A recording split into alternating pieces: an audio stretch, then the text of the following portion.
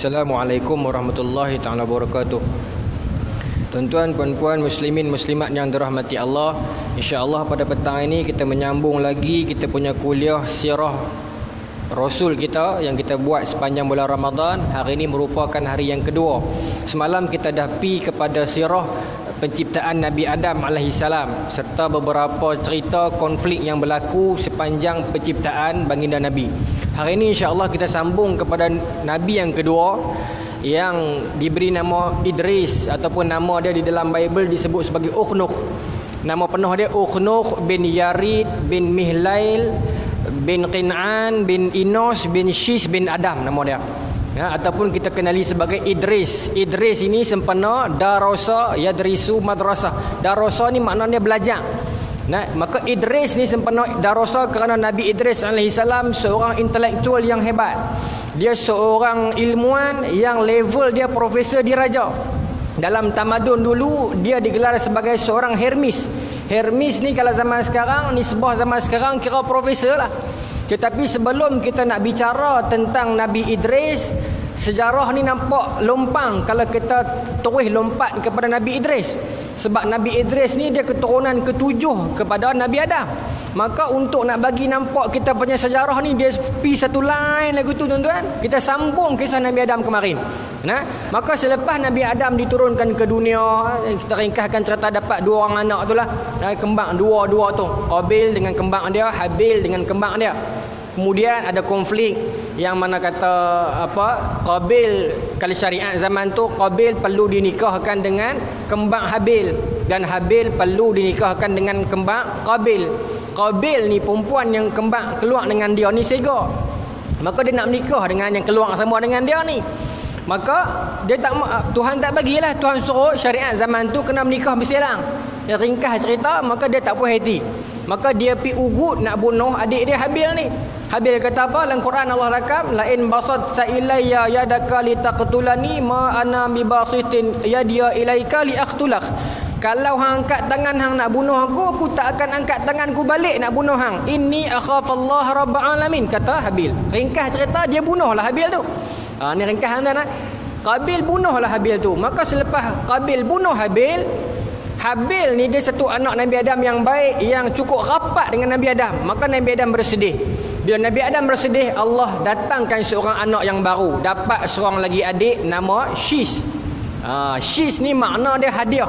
Hadiah sempena kehilangan, bukan sempena lah, nak ganti balik kehilangan Habil tu, Allah lahirkan kepada Nabi Adam ini seorang anak lain nama Shis, yang perangai lagu arwah abang dia lah, lagu Habil, baik, soleh, baik dan sebagainya. Maka selepas peristiwa Qabil bunuh Habil tu, dia bawa diri. Keluarga Nabi Adam hidup di atas gunung tuan-tuan. Dalam riwayat cerita atas gunung. Maka Qabil ni dia buat pelari keluarga dia ni, dia menikah juga ni, buat pelari keturunan dia lari pi duduk di tanah rata. Flat land, dia pi cari tempat di tanah rata. Keluarga Nabi Adam masih di atas gunung. Baik. Maka bila berlalu zaman ni tuan-tuan, Nabi Shis alaihissalam ni, Nabi Shis ni sebab orang dalam setengah mufassirin kata Shis ini nabi. Setengah kata dia sekadar setengah kata rasul, setengah kata nabi. Bahkan setengah pendapat kata dia rasul yang pertama. Baik. Maka tuan-tuan, bila Nabi Adam tak ada, maka Nabi Shis lah yang menyambung. Menyebarkan kebaikan, nasihat kepada anak cucu Nabi Adam. Dan ketika ini dakwah yang disampaikan oleh Nabi Shis hanyalah dakwah yang berlegar tentang akhlak, tentang moral. Dia tidak ada kaitan dengan tauhid lagi ketika ni. Sebab zaman ni tidak berlaku syirik lagi. Tuan-tuan ingat tak syaitan kena buang semalam tu? Ya Allah, buang daripada syurga tu. Masih ni syaitan dia masih belum melaksanakan misi syirik lagi. Pasal dia buat pelan-pelan, step by step. Maka syaitan cuma kacau anak cucu Nabi Adam ni kod lerah moral dia. Minum arak, dengar macam tu. Baik.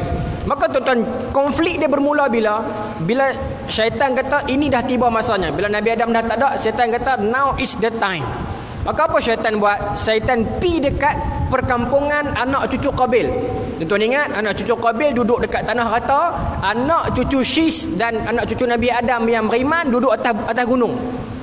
Ketika itu suhuf turun kepada Nabi Shis, bagi tahu syariat kepada depa, jangan pi di tempat keluarga Qabil. Itu syariat zaman tu. Jangan pi melawat keluarga Qabil. Jangan pi. Hampa duduk atas gunung saja. Baik. Maka tuan-tuan, apa syaitan buat? Syaitan menyerupai seorang pemuda dan dia pi belajar, pi menumpang belajar dekat satu rumah orang yang tukang besi dekat perkampungan Qabil ni. Maka apa dia buat? Dia buat satu seruling. Orang putih kata flute, seruling tu lah yang kita duk main tau. Dia buat satu seruling dan dia start bunyikan seruling tersebut. Maka tuan-tuan, kalau kita tengok sejarah ni, ini sejarah manusia awal. Maka ketika ni bunyi tak ada lagi. Bila dia buat tu bunyi seruling tu, bunyian yang pertama dalam kehidupan. Maka orang dengar terkejut lah. Tiba-tiba, bunyi apa merdu sangat ni? Seruling ni. Dia buat bunyi, maka penduduk anak cucu Qabil ni pun rasa lagu sedap, maka pakai duk pi dengar. Maka dia main. Maka tuan-tuan, penduduk anak cucu Qabil ni dia terkenal dengan perempuan segak, laki tak apa elok. Tak elok lah, senang. Anak cucu Sis dan anak cucu Habil tadi ni, Sis bukan Habil. Sis ni terkenal dengan laki handsome, perempuan tak apa elok. Ini Allah nak uji depa ni. Baik. Maka tuan-tuan, depa berhimpunlah di tempat anak muda main seruling ni, penduduk Qabil ni. Sampai satu tahap depa akan berhimpun di sana setiap hari Sabtu. Tuan-tuan, setiap hari Sabtu pemuda ni akan main seruling, depa akan berhimpun menyanyi. Lama kelamaan sambil duk dengar bunyi muzik tu, badan makin bergerak. Akhirnya startlah tarian. Dan bila start tarian dengan muzik tak puas, rasa nak mabuk, startlah mabuk. Maka tuan-tuan, perkumpulan itu, aktiviti itu pemuda ni buat setiap hari Sabtu.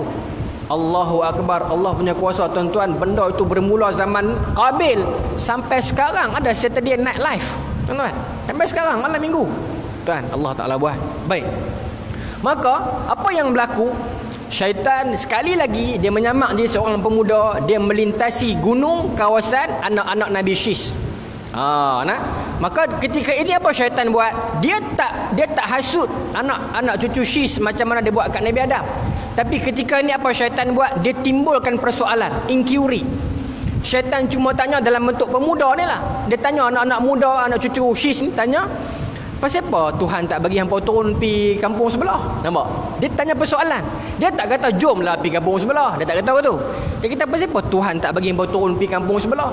Bukankah semua tu sepupu hampa? Nampak? Dia timbulkan persoalan. Sebab kita hari ni tuan-tuan, kadang-kadang hati kita berbolak-balik. Dia tak main lawan hukum Allah, cuma dia main timbulkan persoalan. Kenapa main pembahagian harta pusaka anak lelaki lebih?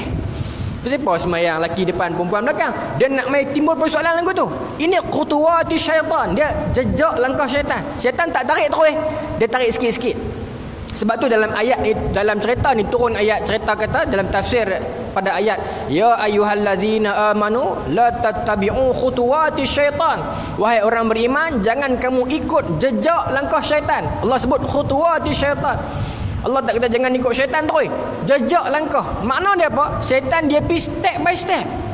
Nampak kan? Pelan-pelan. Mula-mula pasang muzik dulu. Lepas tu ada tari menari.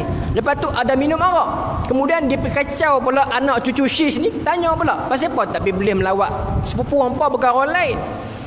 Kalau pi pun Syis tak perasan. Maka tuan-tuan, apa berlaku? Geng-geng muda ni pun start lah lalu kelitin kot sempadan antara kampung dengan gunung ni. Maka apa berlaku? Dengarlah bunyi seruling tu. Dengarlah bunyi seruling yang dia duk main tu. Maka makin lama makin dekat. Akhirnya satu hari sampai depa tak perasan, depa dah sangat dekat dengan kampung tu, kampung Qabil ni. Tuan-tuan, anak cucu Habil ni, anak cucu Syis ni bangsa-bangsa handsome. Geng-geng Fatah Amin ni handsome lah. Bila duk mengendam tu, anak-anak dara di kampung Qabil ni serak-serak. Anak terona depa tak apa elok. Maka bila tiba-tiba tengok handsome duk mengendam kat jauh, maka anak cucu Qabil ni jadi seronok. Jadi orang rasa jadi seronok lah. Maka esok tu dia main, dia siap pakai lawa-lawa. Ini sejarah tabarruj pertama dalam dunia. Dalam Quran Allah sebut apa? Wala tubarriju tabarrujal jahiliyatal ula. Janganlah perempuan itu bertabarruj seperti mana tabarrujnya penduduk jahiliyah awal. Jahiliyah awal ini merujuk kepada anak cucu Qabil.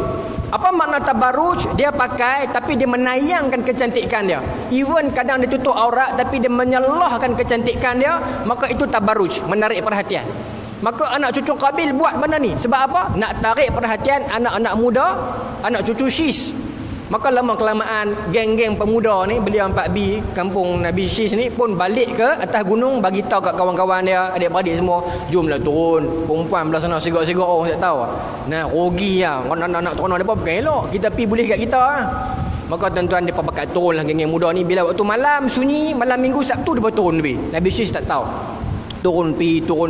Akhirnya tuan-tuan, daripada berlaku muzik, kemudian berkembangnya tarian, berkembangnya arak, akhirnya berlaku zina. Pasal itu dalam ayat tadi Allah sambung, wa may yattabi' khutuwati syaitan fa innahu ya'muru bil fahsya'i wal munkar. Allah kata siapa yang ikut step by step jejak langkah syaitan, sesungguhnya syaitan itu menyuruh kamu berbuat fahsya dan munkar. Mana nampak ayat ni? Dia tak kata, Allah tak kata syaitan menyuruh kamu berlaku syirik. Tak lagi. Syaitan menyuruh kamu buat fahsya dan munkar. Merujuk kepada kisah ni. Nampak? Syaitan tarik sikit-sikit. Pasal apa syaitan tak suruh sembah berhala tu? Pasal syaitan tahu it's too early. Terlalu awal nak terus sembah berhala. Jangan buat lagi. Kalau dia buat ni dia silap. Maka dia sabar. Ni syaitan dia sabar. Dia buat pelan-pelan. Dia main kod perempuan, kod muzik, kod arak, kod tarian, kod parti. Akhirnya tuan-tuan, habis. Ya, rosak satu umat ni. Ya, maka tuan-tuan Nabi Syis teruskan berdakwah kepada umat dia, ya, kepada anak cucu dia ni pun, tapi benda ni still berlaku, tak boleh bendung dah. Ya, sampailah Nabi Syis dia wafat, dia wariskan kepada anak dia Inos. Inos ni ada kata ulama, ada kata nabi, ya, tapi tak apalah, Inos nama dia. Nama dia anak dia Inos. Kemudian Inos wafat, dia wariskan kepada anak dia nama Qin'an, ataupun dia sebut sebagai Bani Kan'an tu kan. Ini Qin'an ni lah. Qin'an. Bila Qin'an wafat, dia wariskan kepada anak dia Mihlail. Mihlail ni tuan-tuan, seorang raja yang dalam sejarah dunia dia terkenal. Dia yang buka tamadun Babylon. Kalau tuan-tuan baca tamadun Babylon, Kod Hammurabi tu, Mihlail ni orang pertama yang buka tamadun Babylon di Iraq. Ya, dalam sejarah Parsi cerita, dia pernah kumpulkan ketenteraan lawan dengan syaitan. Dan tentera syaitan kalah. Tapi ini dalam tamadun Parsi lah. Atau ada mitos ataupun sejarah, wallahu ta'ala alam. Tapi Mihlail ni dalam sejarah dunia dia orang yang hebat. Tuan-tuan boleh balik buka internet cari Mihlail, seorang raja yang buka Babylon yang hebat. Baik, Mihlail ni siapa? Dia bapa kepada seorang lelaki yang bernama Yarid. Baik, Yarid ni pula anak dia kemudian lahir seorang anak nama Ukhnuk ataupun Inosh, ataupun dalam Quran disebut sebagai Idris alaihi salam. Baik, baru sampai Nabi Idris 15 minit dah. Sebab apa saya cerita hak lain bagi panjang ni? Pasal kisah Nabi Idris tak panjang mana, pendek ya. Dalam Quran pun sebut 3 kali ya. Baik, Nabi Idris alaihi salam dia pelopor kepada perkembangan ilmu. Dan Nabi SAW sebut dalam hadis riwayat Abu Zar, kata baginda Nabi, wahwa man awwalu qattaba bil qalam. Orang pertama yang mula-mula menulis dengan pen itu Nabi Idris. Dia diceritakan perwatakan dia sabar, dia cuma bercakap bila perlu. Dan hidup dia ni setiap masa ni dia berfikir aja hidup dia ni. Nabi Idris ni orang cerdik, orang intelektual. Dia yang pertama Allah ajak dia menulis guna pen.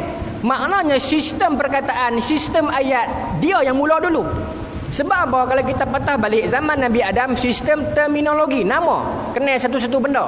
Zaman Nabi Idris dia berkembang kepada perkataan, menulis, dah ada penulisan. Baik, sampai ke hari ini tuan-tuan, kita menumpang manfaat daripada ilmu Nabi Idris.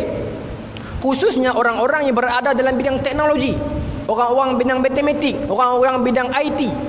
Kita dah sebut dalam kuliah sebelum ni. IT dia main daripada mana? Main daripada sistem-sistem matematik. Komputer ni tuan-tuan, dia nak main dia kena ada algebra dia kena ada dia punya sistem dia tu lah kan. Benda tu main daripada Islam.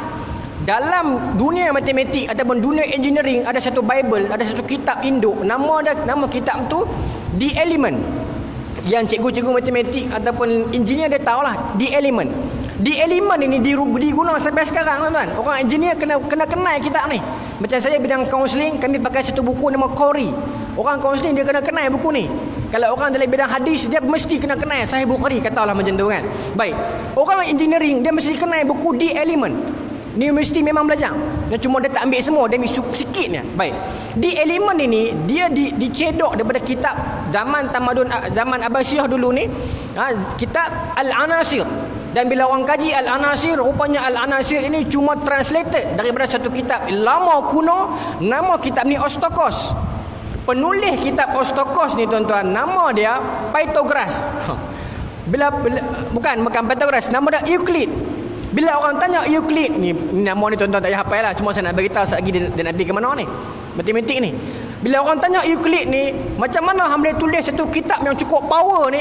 Kata Euclid, aku belajar daripada tok guruku nama Pythagoras. Kan matematik sekarang ada teorem Pythagoras kan? Baik. Bila orang tanya Pythagoras, kaji balik, Pythagoras ni tak pandai pun. Tetapi dia ni cuma seorang PA, pembantu peribadi ataupun katib, tukang tulis kepada seorang lelaki Hermes yang nama dia Ukhnuk, yang disebut juga sebagai Idris alaihissalam.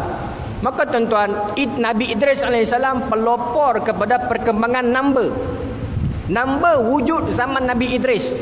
Nah, kemudian bila habis zaman tu mai kepada Rom buat sistem mereka sendiri yang number Roman tu 1, 2, 3 tak jadi tuan. Bila number Roman tu, bila angka 1 sampai 10 boleh okey lagi. Bila dia main matematik tambahan nak tarak dengan n, nak bagi dengan f, dia jadi pening lah. Maka kembali kepada sistem number Nabi Idris tadi tu. Yang 1, 2 macam Jawi tu kan. Jawi tu pun dengan Rumi kita ni sama ya tuan. 1 sama. 2 tu macam tu, pusing ya 2. 3 lagu tu pusing ya. Tiru ya. Maka asalnya idea number Nabi Idris alaihissalam. Maka perkembangan ilmu itu bermula dah. Baik, esok tuan-tuan kita akan sambung dengan seorang nabi yang ketiga. Esoklah bermulanya pensyirikan pertama di dunia, dan esok kita akan tengok apa yang berkembang pula. Sebab tuan-tuan, esok kita akan cerita bagaimana Nabi Nuh dia kerat pokok buat kapal. Lelaki pertama yang potong pokok dalam dunia ni, saya lupa tadi, nama dia Mihlail, raja tadi tu. Dia orang pertama yang potong pokok. Tok Wan kepada Nabi Idris. Baik, tuan-tuan, insya-Allah esok kita sambung Nabi Nuh alaihissalam. Assalamualaikum warahmatullahi taala wabarakatuh.